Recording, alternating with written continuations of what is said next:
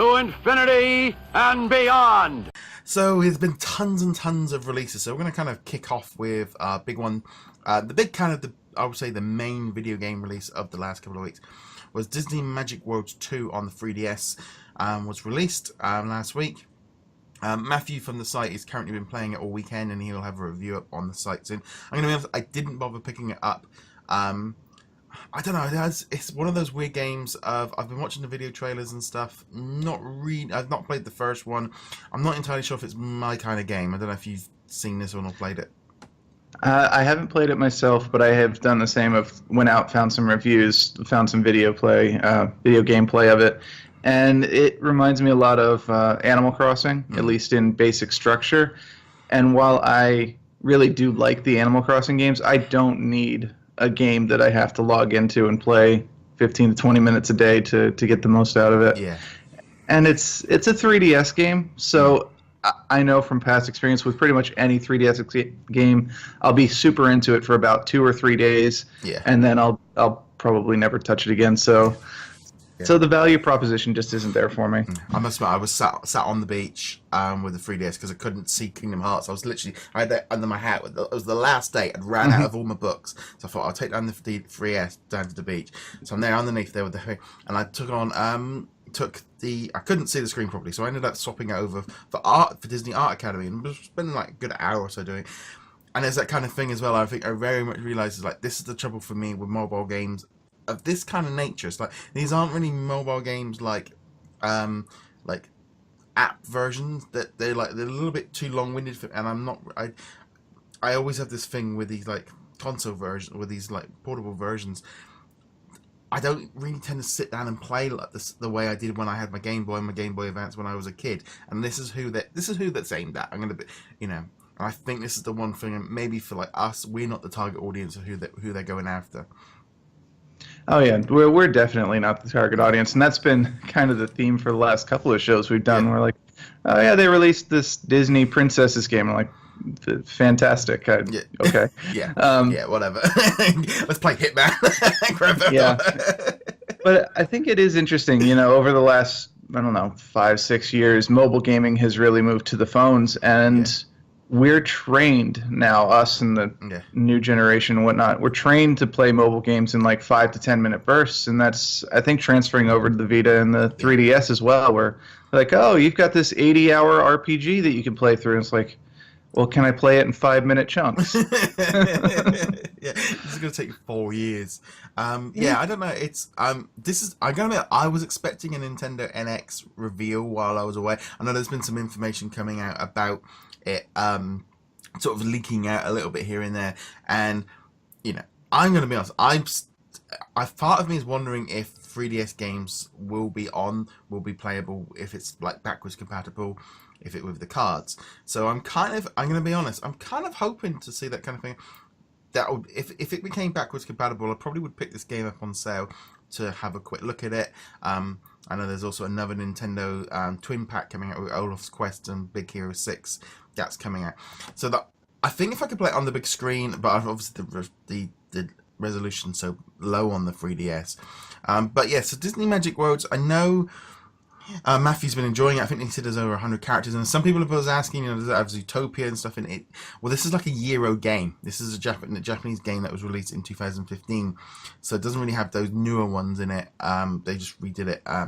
But no, it does seem a little bit of, it seems a bit sad, really, that this is like probably maybe our major winter Disney console release, and it hasn't really seemed to have grabbed a huge attention. No, I mean, other than us talking about it, I have heard virtually nothing about this game. Even following a couple of other Disney-themed Twitter accounts and whatnot, it just doesn't seem to have popped up, which is unfortunate because from what we can tell of it, I think that for that younger age demographic who are really into Disney, I could see them spending a lot of time on this kind of thing. Yeah. And Disney themselves would be kind of like, well, it's a kind of a gateway drug into trying to convince their parents to take them to Disney World or Land or wherever. Yeah. But yeah, it looks like it's a good fun game. And I know Matt, as he said, he's been playing it a while. There's lots of different worlds in there, lots of different characters and stuff. So I think it's definitely worth looking at if you've got a 3DS and you like the first game. It might be worth checking out. But like I said, it's not really kind of our major title. It's I think it's just that weird thing as well of apparently Bandai didn't want to release it outside of Japan, but it was huge over there, and then Nintendo kind of stepped in to bring it out everywhere else. I think the trouble is as well, like Nintendo's right in this weird bit where everyone's waiting for the NX. They're waiting for what's next, and there's no major sort of I think we're right at this point where, and also I do think, like, having played a little bit of the DS the last couple of weeks, which to be honest, I hadn't really played it much before that. You can really see that the graphics and stuff, they're just not up to par with what we're used to nowadays.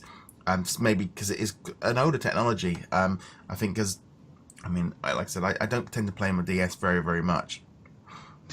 Yeah, the 3DS technology really goes back quite a ways now. And mobile technology even has caught up to the point where mobile games look equal to or better than 3DS technology, to say nothing of playing on an Xbox One or a PS4. So I must admit, the only thing I was wondering, because while we were waiting for this NX news, which again, if you read the Reddit, it's like literally every day they're waiting for really waiting for it.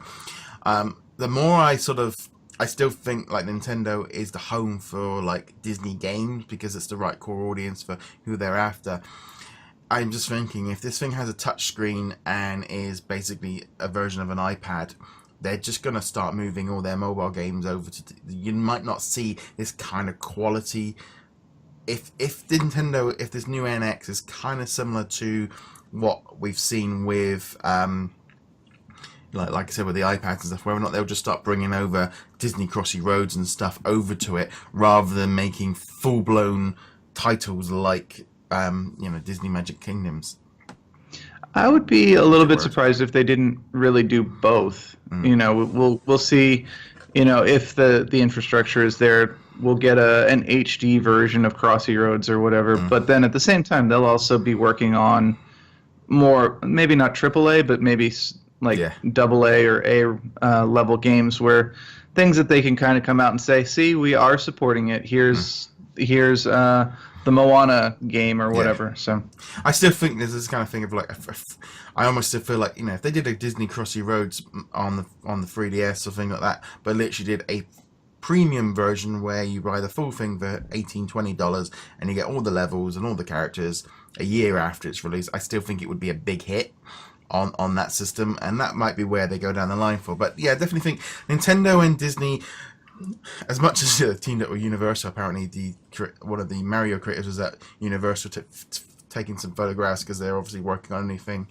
I think there's still going to be a lot of cross connection, lots of stuff going on with Nintendo and Disney coming up. Oh yeah, and the pairing is natural, so it'd be nice. Certainly be nice to get some more of that. Yeah, I'm just one thing. I'm waiting on this NX. Is like have HDMI output, and then suddenly it changes everything of how we can report on it. Because Matthew has sort of said, he said, "Oh, there's no Let's Play videos up on or anything about Disney Magic Worlds too." And it's like, well, it's because you have to have a special like chipped Japanese version of a 3DS to have output for people to make videos. Of course, they're expensive. They're hundreds and hundreds of dollars. And like me now, I'll be like, well, I'm not investing in something like that, because I did look it up and price up to do content for the website. And it's like, well, it's hundreds and hundreds of dollars to get this piece of equipment. And I feel like with the minute I get it, within a few months, I could literally have it arrive in a box, and then Nintendo announce a new console, and then it's dead. But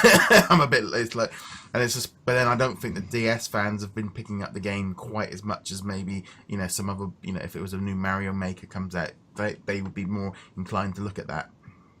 Absolutely, and then there's also the fact that as much as we might like Nintendo, they've not been the friendliest of companies for streaming or video gameplay. So there's no incentive to go out there and stream 3DS content or whatever. And also, like I said, especially like with YouTube and stuff, there's been a kind of a general consensus of they were very anti streaming and gameplay, because they were very traditional.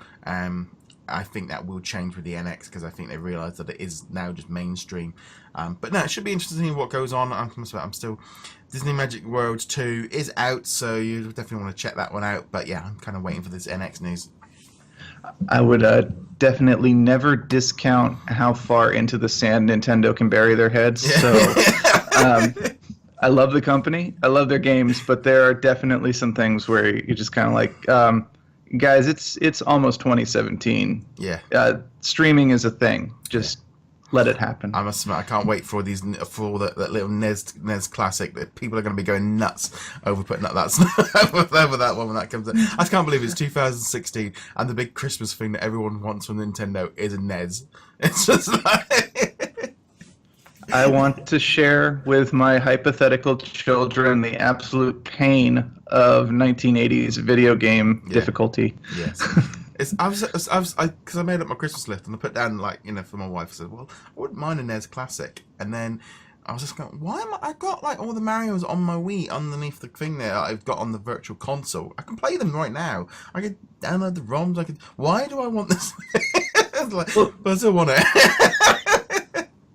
All right, so we're not a Disney podcast, but I have to say this. If the NX comes out and we can use our virtual console stuff that we purchased from previous systems on it, like the way they didn't with the Wii U, that would be a very nice step forward. Yeah, I think Nintendo have got to make a big leap forward.